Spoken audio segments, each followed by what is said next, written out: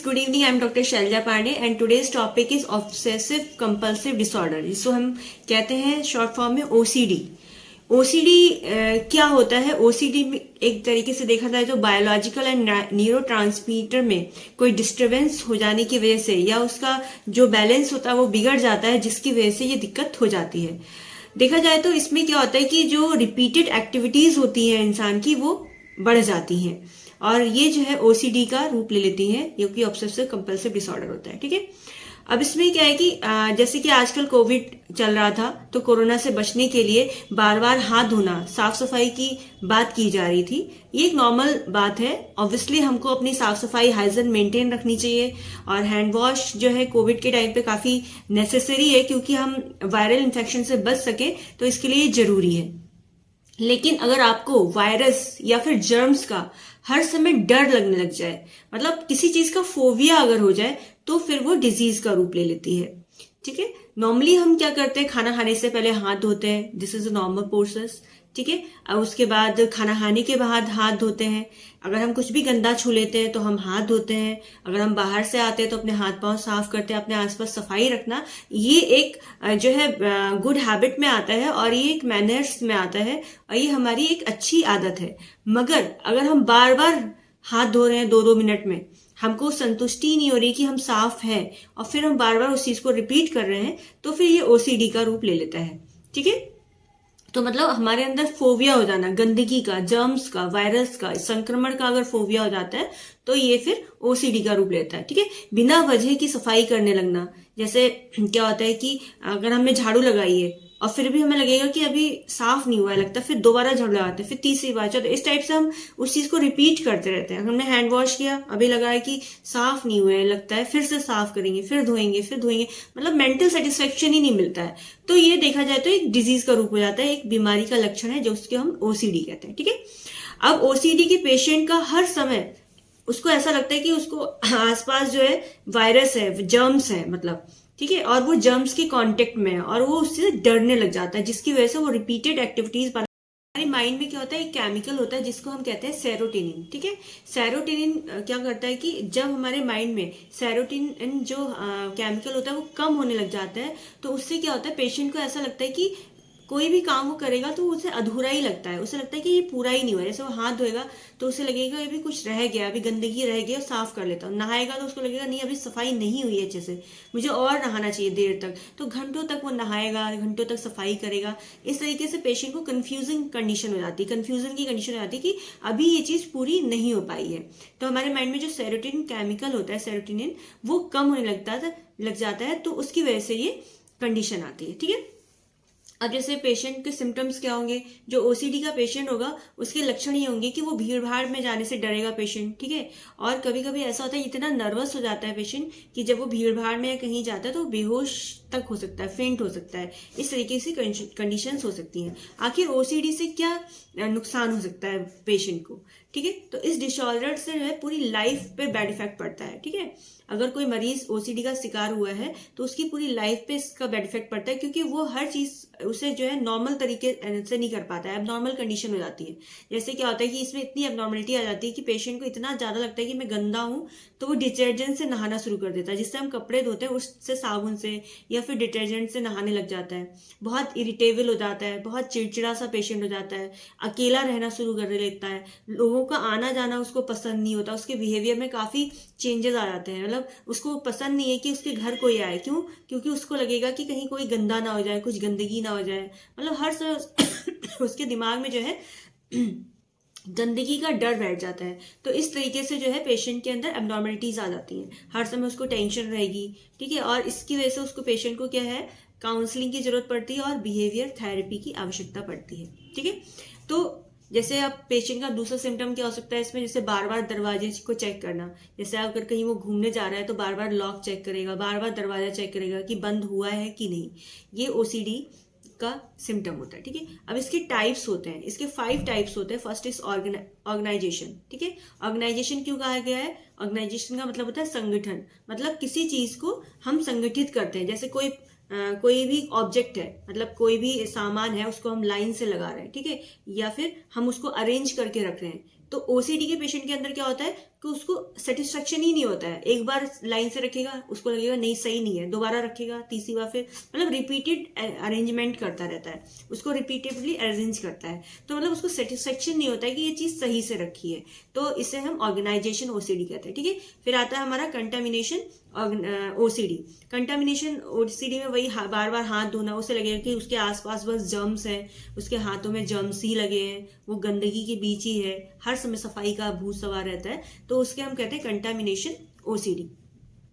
फिर हमारा आता है इंट्रूसिव थॉट्स। इंट्रूसिव थॉट मतलब ऐसे विचार जो हमारी बिना मर्जी के हमारे दिमाग में आते हैं, कि मतलब पेशेंट सोचना ही नहीं चाहता है, मगर फिर भी उसके दिमाग में कुछ ना कुछ थॉट्स ऐसे आ जाते हैं जो कि उसको लगता है कि जबरदस्ती मेरे माइंड में आ रहा है, मैं कैसे इस चीज को भुला सकूं।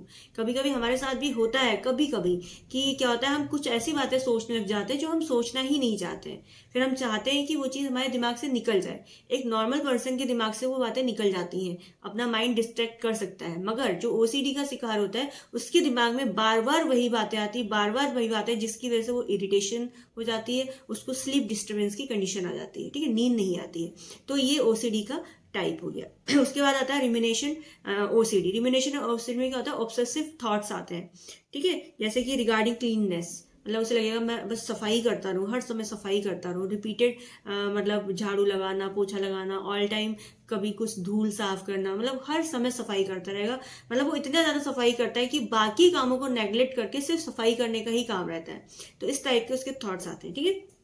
उसके बाद आता है चेकिंग ओसीडी। चेकिंग इस ओसीडी में ये होता है कि बार बार लॉक चेक करना, बार बार दरवाजे चेक करना, कहीं बाहर जाएगा तो बार बार देखेगा कि दरवाजा ठीक से बंद है कि नहीं है, लॉक लगा है कि नहीं, बार बार ताला खींच खींच के देखेगा। इस तरीके से जो है कंडीशंस पेशेंट की हो जाती है ओसीडी में, ठीक है। अब इसमें हम बात करते हैं कि आप कैसे इससे बच सकते हैं। देखिए, एक तो ये है ओसीडी का जो पेशेंट होता है, एक तो उसको काउंसलिंग की बहुत जरूरत होती है। काउंसलिंग में उसको ये बताया जाता है कि उसको किस तरीके से इन चीजों से बचना है, कैसे अपने माइंड को डाइवर्ट करना है, कैसे उससे इन थॉट्स से बचना है, ठीक है। दूसरी बात, इसमें बिहेवियर थेरेपी की जाती है, ठीक है। उसके बाद होम्योपैथिक मेडिसिन पे आते हैं। होम्योपैथिक मेडिसिन जो है ओसीडी के लिए बहुत अच्छी मेडिसिन है। First of all argentum nitricum.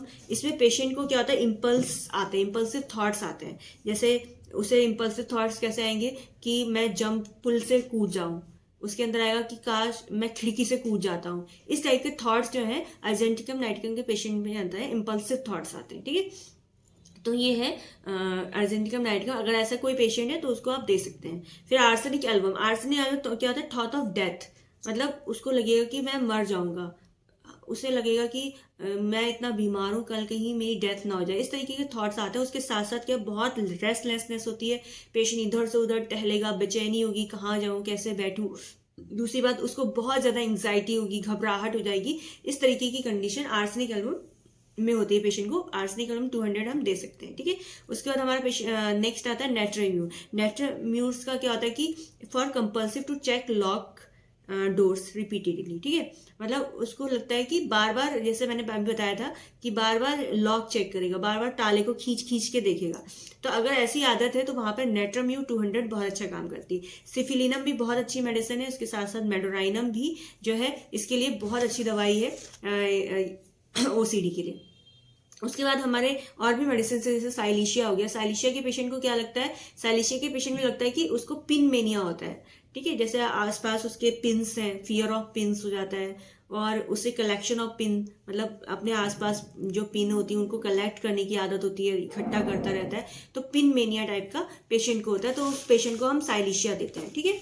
इसके बाद हमारा आता है कैल्किरिया कार्ब। कैल्किरिया कार्ब भी बहुत अच्छी मेडिसिन होती है ओसीडी के लिए, जिसमें क्या होता है कि जैसे मेंटली पेशेंट बहुत एग्जॉस्टेड हो गया है, वीक हो गया है, और उसको मतलब constantly thinking to going to मतलब उसे लगता है कि बस मैं कहाँ जाऊं, कैसे जाऊं, मतलब बहुत कंफ्यूज ऐसा रहता है माइंड, और बहुत थका थका सा महसूस करता है। तो वहां पर जो है कैल्किरिया कार्ब का जो पेशेंट है उसे कैल्किरिया कार्ब 200 हम दे सकते हैं, ठीक है।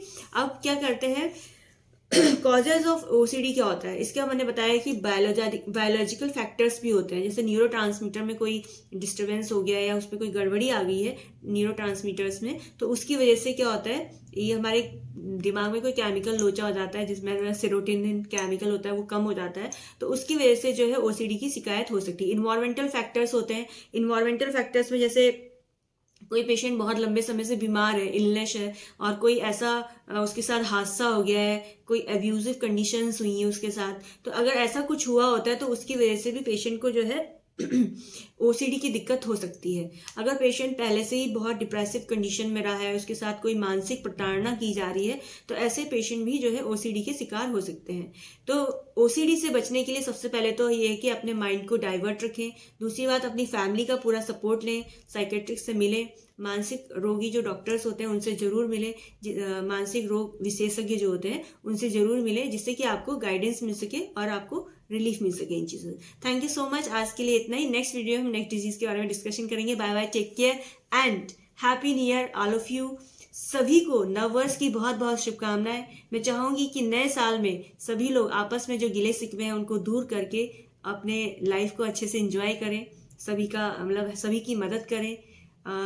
जो भी चीजें होती हैं, निगेटिव पॉइंट्स को हम अपने आप से दूर रखें। मेरा मतलब ये है, मतलब क्या होता है कि हम निगेटिव पॉइंट्स को अपने आसपास रखते हैं। अगर किसी ने हमारे साथ अच्छा किया है तो हम उसे भूल जाते हैं, मगर किसी का अगर निगेटिव पॉइंट अगर छोटा सा भी है तो हम उसे लाइफ टाइम याद रखते हैं। तो उससे क्या होता है कि हमारे रिलेशंस कभी हेल्दी नहीं हो पाते हैं। तो मेरा मानना ये है कि हमेशा अपने आसपास के लोग, अपने फ्रेंड सर्किल के जो निगेटिव पॉइंट्स हैं वो जितना जल्दी हो सके हमें भूल जाना चाहिए, और पॉजिटिव पॉइंट्स को हमें याद रखना चाहिए और उनके साथ अच्छे से रहना चाहिए। Thank you so much, bye bye, take care all of you.